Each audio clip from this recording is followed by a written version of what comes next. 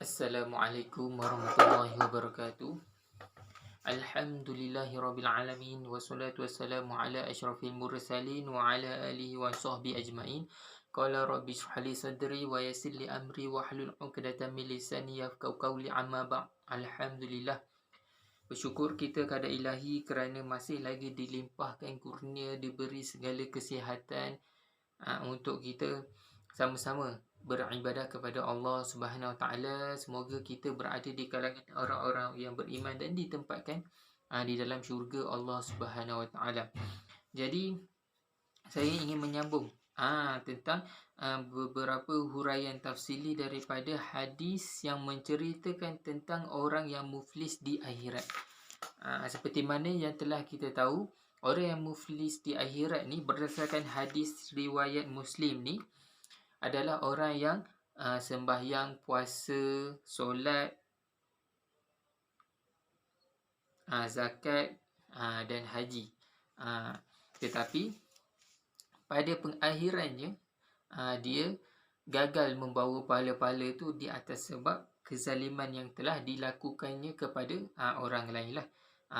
Dan tak mustahil dia pun berlaku zolim kepada diri dia sendiri. Tapi insya-Allah lah kita bukan di kalangan orang-orang yang disebut lah.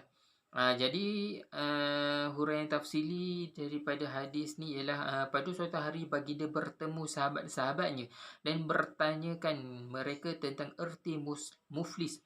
Rata-rata mereka menjawab bahawa muflis itu ialah orang yang tidak cukup hartanya untuk membayar hutang yang ditanggung, atau menurut fahaman sahabat-sahabat ialah orang yang tidak memiliki harta dan betul lah. Kalau dari segi orang kata apa, maksud umum muflis tu, ya betul. Macam tu. Kita pun sama. Kalau apa yang kita fikir ni sama dengan para sahabat fikir sebenarnya. Inilah kita boleh kata apa ni, komunikasi Nabi Muhammad SAW dengan para sahabat. Macam mana dia nak menyampaikan ilmu tu dengan bertanyakan tentang apa yang orang tidak tahu. Ditanya dulu apa yang faham tentang ni kan. Kalau kita tengok beberapa hadis yang lain pun lebih kurang macam ni juga. Dia Nabi berkomunikasi macam tu.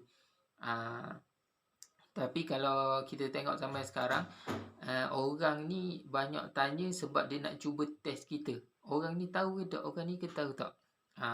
Dia akan tanya apa yang dia dah tahu. Tu pun satu masalah.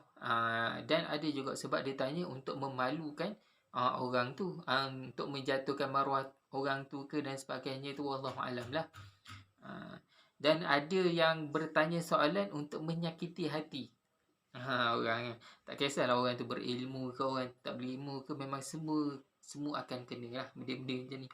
Kalau terjumpa orang ni, minta jauh lah kita kan. Tapi Nabi Muhammad SAW ni duk sembang-sembang dengan sahabat, dia tanya. Dan dia sampaikan benda yang sepatutnya lah dekat para sahabat. Itulah kaedah menyampaikan sesuatu ilmu oleh Nabi SAW. Dan benda ni pun patut kita amalkan sebenarnya.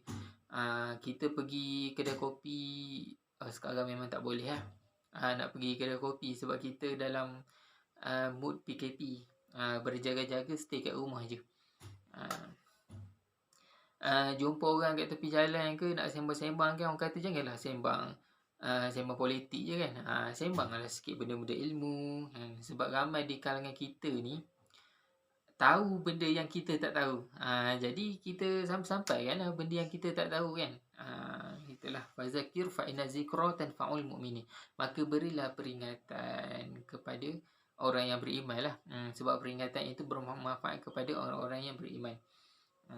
Kita sentiasa memperingati, saling memperingati antara satu sama lain. Nabi pun pesan-pesan juga kepada sahabat ni kan. Bukannya Nabi cakap kosong.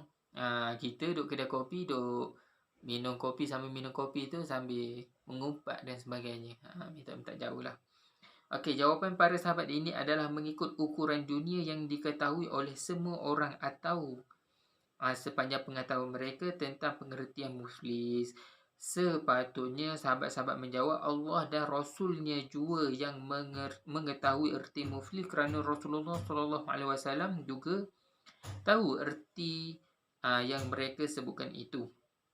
Nabi SAW bersabda, sesungguhnya muflis dari umatku ialah orang yang datang kepada hari kiamat membawa amalan puasa, solat dan zakat, sedangkan dia mencaci orang, menuduh orang, mengambil harta orang, membunuh dan memukul. Kita tak boleh juga. Macam kita tengok sekarang, ada ramai jugalah kot yang berdakwah secara ekstrim. Golongan-golongan ekstremis ni kan, dia sangat ekstrim dalam berdakwah, berbeza dengan beberapa orang ustaz yang lain. Bila dia bercakap tu lembut je, sebab itulah ramai yang boleh mendekati dia. Kalau golongan-golongan ekstrim ni, wallahu alam lah, tak tahu nak cakap macam mana. Tapi kalau kita tengok, memang siapa suka kan, bila kita berdepan dengan orang yang ekstrim dalam berdakwah ni, cara dicakap sangat kasar, tak bertepatan langsung dengan apa yang dianjurkan oleh Nabi SAW. Jadi kita berhati-hatilah kan, dalam nak berdakwah, nak menyampai tu, jangan sampai menyakiti hati orang yang mendengar tu lah. Okey, hadis ini Rasulullah SAW menjelaskan bahawa muflis sebenarnya bukan muflis di dunia, tetapi muflis di akhirat. Muflis di dunia adalah sementara. Mungkin pada suatu masa nanti akan bertukar tarafnya apabila dia mempunyai harta atau berakhir dengan kematian. Mana ada orang mati kan, kita kata dia ni masih lagi memegang taraf muflis. Sebab kat dunia hari tu, dia dah jatuh miskin, tiba-tiba bila buat projek besar-besar, kaya, ada syarikat dan sebagainya, sampai satu masa dia jatuh miskin. Lepas tu bila dia mati kena heart attack dan sebagainya, lepas tu orang kata dia ni masih lagi taraf muflis. Lepas tu bank pun keluarkan list nama muflis, ada nama dia kan. Tapi tak ada, kita tak bawa muflis tu sampai akhirat nanti, itu muflis dunia. Okey, Nabi SAW menerusi pengajarannya ini ingin memberi faham bahawa muflis sebenarnya ialah muflis di akhirat, iaitu mereka yang ada amalannya yang berupa puasa, solat, zakat dan sebagainya. Bala amalan itu diberikan kepada pihak-pihak yang dizalimi ketika di dunia dulu. Benda-benda ni kita tak boleh nampak sebenarnya, dan kita tak boleh kata kau zalim aku, nanti aku ambil kau punya pahala amalan dan sebagainya. Tak boleh sebenarnya benda tu. Kita tak boleh cakap, sebab semua ni adalah urusan Allah Subhanahu Wa Taala. Tapi pada hakikatnya inilah salah satu amaran daripada Allah Subhanahu Wa Taala kepada orang-orang yang beribadah kepada dia. Sebab Allah bagi tahu dah, memang kalau kau buat macam ni, kau semayang puasa dan sebagainya, tapi kau zalim orang, kau terimalah padahnya nanti. Allah bagi tahu.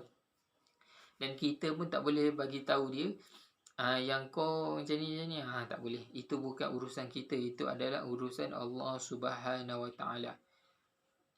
Bukan urusan kita sama sekali. Jadi saya rasa cukup sekadar tu. Wabillahi taufiq wal hidayah. Assalamualaikum warahmatullahi wabarakatuh.